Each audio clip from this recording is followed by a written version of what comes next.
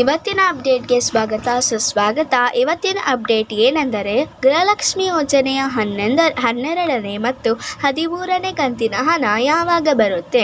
ಸಾಕಷ್ಟು ಮಹಿಳಾ ಫಲಾನುಭವಿಗಳು ಕಮೆಂಟ್ ಮಾಡುತ್ತಾನೆ ಇದ್ದೀರಾ.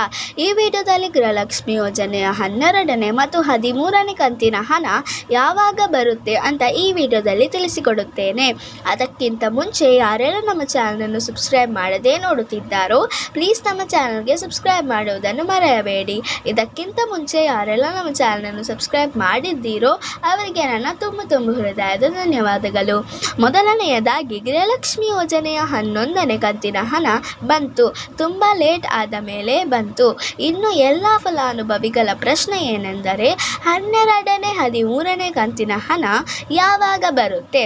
ಗೃಹಲಕ್ಷ್ಮಿ ಯೋಜನೆಯ 12ನೇ ಕಂತಿನ ಹಣ ಎಂದರೆ ಜುಲೈ ತಿಂಗಳ ಹಣ, 13ನೇ ಕಂತಿನ ಹಣ ಎಂದರೆ ಆಗಸ್ಟ್ ತಿಂಗಳ ಹಣ.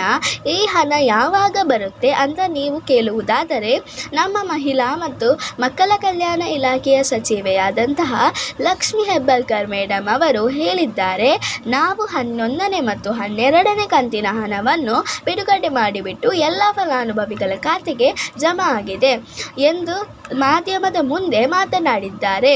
ಆದರೆ ಇಲ್ಲಿ 11ನೇ ಕಂತಿನ ಹಣ ಮಾತ್ರ ಎಲ್ಲ ಫಲಾನುಭವಿಗಳ ಖಾತೆಗೆ ಜಮಾ ಆಗಿದೆ. ಎಲ್ಲ ಫಲಾನುಭವಿಗಳು ನಮಗೆ 12ನೇ ಕಂತಿನ ಹಣ ಬಂದಿಲ್ಲ ಅಂತ ಕಮೆಂಟ್ ಮಾಡಿ ಹೇಳುತ್ತಾನೆ ಇದ್ದೀರಾ.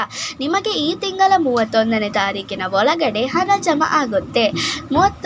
13ನೇ ಕಂತಿನ ಹಣ ಈ ತಿಂಗಳಲ್ಲೇ ಬರೋಲ್ಲ, ಮುಂದಿನ ತಿಂಗಳಲ್ಲೇ ಬರುವುದು, ಎಂದರೆ ಸೆಪ್ಟೆಂಬರ್ ತಿಂಗಳಲ್ಲೇ ಬರುವುದು.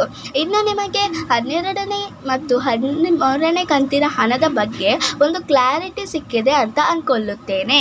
ಇಲ್ಲಿಗೆ ವಿಡಿಯೋ ಮುಗಿಯುತ್ತದೆ. ಈ ವಿಡಿಯೋ ನಿಮಗೆ ಇಷ್ಟವಾದರೆ ಪ್ಲೀಸ್ ಲೈಕ್ ಮಾಡಿ ಮತ್ತು ನಮ್ಮ ಫ್ರೆಂಡ್ಸ್ ಆ್ಯಂಡ್ ಫ್ಯಾಮಿಲಿ ಜೊತೆ ಶೇರ್ ಮಾಡಿ ಮತ್ತು ನಮ್ಮ ಚಾನಲನ್ನು ಪ್ಲೀಸ್ ಸಬ್ಸ್ಕ್ರೈಬ್ ಕೂಡ ಮಾಡಿ. See you with the new video.